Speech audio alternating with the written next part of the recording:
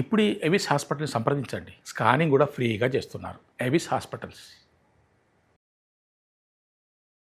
నమస్తే రమగారు. నమస్తే జయ. రమగారు, ఇదివరకు మనము చిన్న చిన్న కొట్లలో చూస్తాం, అప్పు అడుగువాడు గాడిద, అప్పు ఇవ్వబడదు. ఇవి రెండు చూసిన గుర్తుంది నాకు. కానీ ఇప్పుడు చాలా కామన్ అయిపోయింది. అప్పు రేపు, అప్పు అప్పు రేపా? రేపు. రేపు అడగండి అనా? ఆ, ఇది చూడలా నేను. అప్పు రేపు కూడా. ఓకే. కానీ ఇప్పుడు అసలు అది చాలా వెరీ కామన్ ఇష్యూ అయిపోయింది. డబ్బులు ఉండనివ్వండి, ఉండనీకపోనివ్వండి, అప్పు చేసుకొనైనా మన అవసరాలు తీర్చేసుకుంటున్నాం. కొంచెం ఏదైనా ఇబ్బంది వేస్తే అటు ఇటు అయిపోతున్నాం. అలాంటిది ఎక్కువ చూడట్లేదా రమ్మగారు? అంటే చూస్తున్నాం గాడ్జెట్స్ కానీ- కోసం కావచ్చు, అవసరాల కోసం కావచ్చు, స్పీడ్ అయిపోయింది. ఇదివరకు భయపడేవారు అప్పు తీసుకోవాలి అంటే, ఆ కాన్సెప్టే లేదు. అప్పు అంటే వడ్డీ రూపంలో ఇచ్చేవాళ్ళు కూడా ఎక్కువైపోయారు కదండి. అవును కదా వాళ్ళు కాదు, బ్యాంకులు. మరి. బ్యాంకులు తెల్లారు లేస్తే మీకు అది వస్తుంది, మీకు ఇది వస్తుంది, మాదేమో ఈజీగా 10 లక్షల లోన్ తీసుకోండి, 10 లక్షలు తీసుకోండి, మీతో వడ్డీ అక్కర్లేదు. మీకు తెలుసా, మనకి అకౌంట్ ఉండక్కర్లేదు ఆ బ్యాంకులో. అక్కర్లేదు. నేను అడుగుతా, ఒక కమ్మనమ్మా అసలు నా పేరు మీద మీకు అకౌంట్ ఉందా మీ బ్యాంకులో అని? లేదు మేడం. మరి నువ్వు ఎట్లా ఇస్తావే తల్లి, నాకు ట్రాన్సాక్షనే తెలియకుండా? మన సంగతులు తెలుసు వాళ్ళకి, తెలిసిపోతాయేమో తెలుసుకుంటున్నారు. బహుశా. తెలుసుకుంటారు. ఇప్పుడు బ్యాంకులు ఇస్తున్నాయి. ఇప్పుడు అప్పు చేయటము తప్పు కాదు, ఇవ్వటము తప్పు కాదు జయ. అప్పు ఇవ్వాలి, అప్పు చేయాలి కూడా. అప్పు ఈనాటిదే. వెంకటేశ్వర స్వామి తీసుకున్నాడు అప్పు పెళ్లి చేసుకోవడానికి కలియుగారంభంలోనే. అప్పులు చేయకుండా కుదరదే, అవసరాలకు చేయాల్సి వస్తుంది. అవును. తీర్చగలిగే కెపాసిటీ ఉందా లేదా అనేది చూసుకోవాలి. ఇప్పుడు ఇవాళ రేపు ఈ కాల్ మనీ అవన్నీ ఎలా వచ్చినాయి, ఫోన్ చేసి కావాలా కావాలా కావాలా అని వెంటపడ్డాం. వీళ్ళకి ఏదైనా అత్యవసరం వస్తే అది పెద్ద వడ్డీ అని ఆలోచించకుండా తీసుకోవటం, అక్కడి నుంచి వాడు పీడించడం, వాడు బూతులు తిట్టడం, వాడు అసహ్యంగా మాట్లాడటం, నువ్వురా నేను వస్తా ఇదే పిచ్చవాగుళ్ళు బాగడం, వీళ్ళు ఏదో చేసేసుకోవటం, అవి చూస్తున్నాం. అలా కాకుండా గుంభనగా చక్కగా హోమ్ లోన్ తీసుకుని, వెహికల్ లోన్ తీసుకుని, దేనికైనా పిల్లల ఎడ్యుకేషన్ లోన్ తీసుకుని తీర్చే వాళ్ళు ఎంతమంది ఉన్నారమ్మా? కోట్లలో పర్సంటేజ్ ఎక్కువ ఉంది.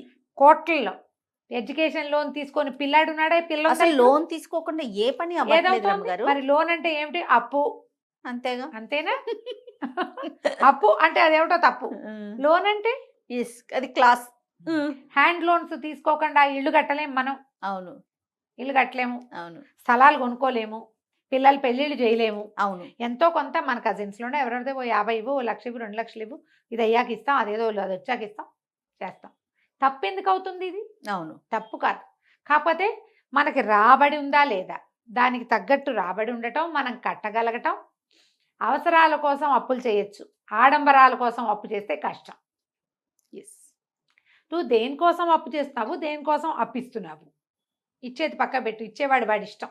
మనం తీసుకునే వాళ్ళలోనే ఉన్నాం, మనం ఇచ్చే వాళ్ళల్లో లేం కదా. అస్సలు తీసుకోవటం ఎలా తీసుకోవచ్చు? ఓ ఇల్లు కొందాం అనుకున్నావు, అదో 50 లక్షలు అనుకో. 50 లక్షలకి ఇల్లు ఉన్నాయో లేదో అసలు ఇప్పుడు ఉన్నాయి. చిన్న సైజు ఊరవతల చిన్న ఊళ్ళల్లో టౌన్స్లో దొరుకుతాయి. 50, నీ దగ్గర ఒక 15 ఉంది, ఓ 20 ఉంది, ఓ 20కో ఎంతకో లోన్ కూడా పెట్టావు. ఇంకొక 8, 7, 6, 4 తక్కువైంది, దీనికి వెళ్ళచ్చు.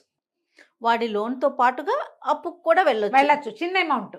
లోన్ అంతా అప్పు కాదు, లోన్ స్లోగా తీర్చేది. నెల నెల ఈఎంఐతో తీర్చుకుంటూ ఉంటావు. అప్పు కొంచెం తొందరగా తీర్చవలసింది. అవును. దానికి నువ్వేం చేయొచ్చు? ఇంకేదైనా రాబడి ఇంకోటి చూసుకుంటే ఈ 6-7 లక్షలది, లేదా దీంతో పాటే దీనికి నీకు కూడా ఇస్తానని ఫ్రెండ్స్ దగ్గర చుట్టాల దగ్గర తెచ్చుకుంటావు. కానీ నీ దగ్గర 1 లక్ష ఉంటే నువ్వు 50 లక్షలకి ఏం చేసి అప్పులు చేయకూడదు, ఇది చేయకూడదు. నీ దగ్గర సైట్ ఉంది, స్థలం ఉంది, ఇల్లు కట్టుకోవటానికి అప్పు, ఏవో కొంచెం సింపుల్గా కట్టుకుని మెల్లిగా అప్పులు తీర్చుకోవచ్చు. ఇవన్నీ అందరూ చేస్తారు. ఈ ప్లానింగ్ జనరల్గా ఉండేది జయ.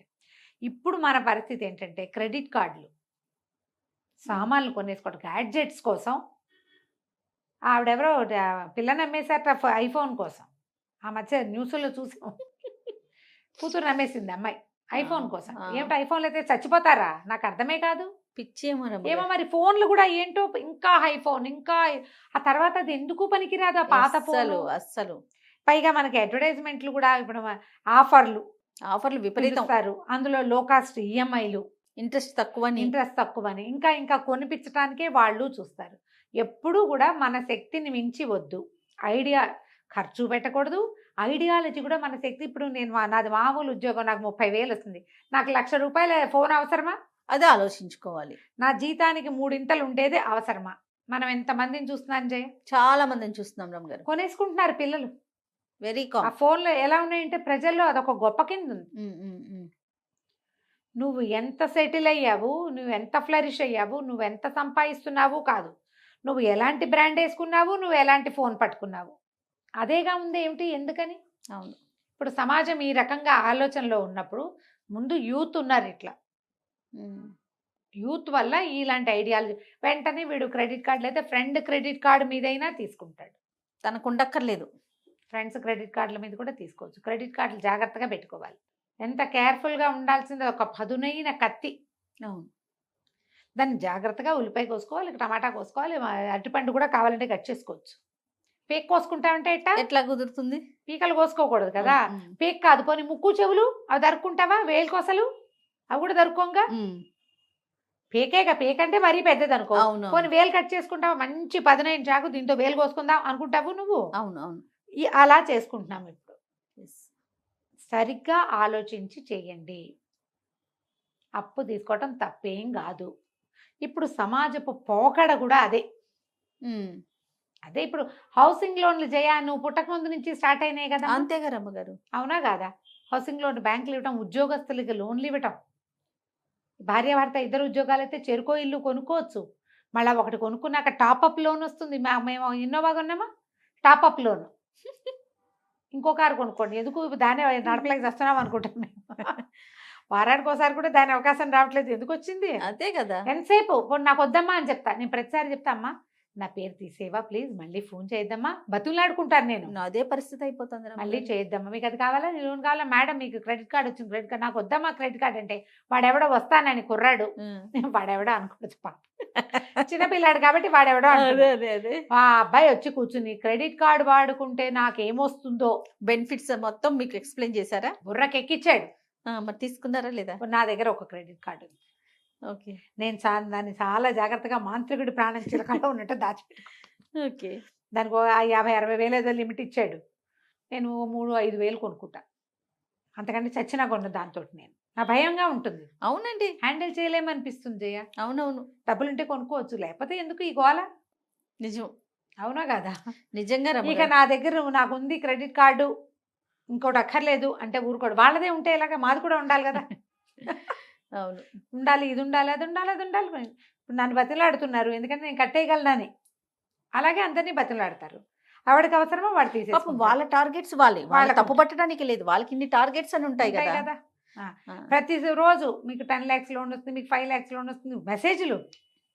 ఆ లక్షలు తీసుకుని ఏం చెయ్యాలి? కోట్లలో చెప్తున్నారు రమ్మగారు. అంటే నేను నా పరిస్థితి లక్షలు కాబట్టి చెప్తున్నాను. కోట్లు కూడా ఇస్తాయి బ్యాంకులు అని చెప్పి అసలు నాకు అనిపిస్తుంది, ఇట్లా కోట్లు ఇచ్చేస్తామంటారు. ఏంటి వీళ్ళకి, ఎట్లా కట్టలేకపోతే అప్పుడు ఏం చేస్తారా?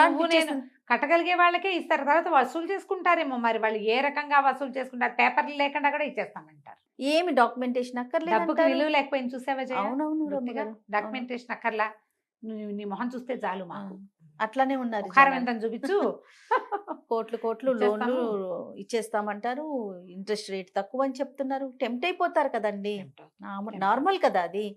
మనం కట్టగలమా కట్టలేమా, అప్పుడు ఫ్యూచర్ సంగతి తర్వాత ఆయన మించి ఐడియాలజీ వచ్చేస్తుంది కదా. ఫ్యూచర్ మనం కట్టలేకపోతామేమో అని ఆలోచించము, వస్తుంది కదా అనే ఆలోచన ఎక్కువ ఉంటది కదా. సంపాదన పెంచుకోవడం కంటే ఈ క్రెడిట్లు ఇవి పెంచుకోవటం గోల ఎక్కువగా ఉంటుంది. అవును. ఇంకా మామూలుగా వడ్డీకి ఇచ్చే వాళ్ళ సంగతి ఏమో గానీ, బ్యాంక్స్, కార్పొరేట్ బ్యాంక్స్ అని, గవర్నమెంట్ బ్యాంక్స్ అని, డిఫరెంట్ ఫీల్డ్స్ నుంచి నెంబర్ ఆఫ్ కాల్స్.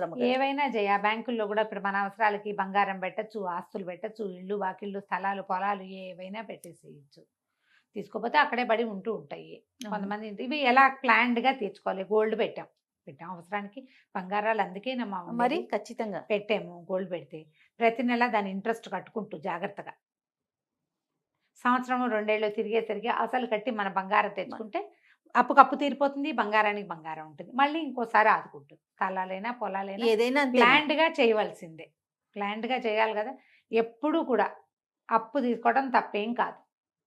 తీర్చగలిగే దారి చూసుకుని ఈ దారి ఉంది అని దీనికి వెళ్తే మీరు సేఫ్గా ఉంటారు. మీతో పాటు మీ సమాజం, మీ ఫ్యామిలీ సేఫ్గా ఉంటుంది. చాలా మంది ఈ అప్పుల్లో ఇరుక్కునే ఫ్యామిలీతో సహా వెళ్ళిపోయే వాళ్ళు కనుక అంత పెద్ద వాటిలోకి వెళ్ళొద్దు. ఆసరా చూసుకుని చెయ్యండి. ఎస్. ఆసరా లేకుండా చేయబోకండి, జాగ్రత్త అంతే. నమస్తే. నమస్తే.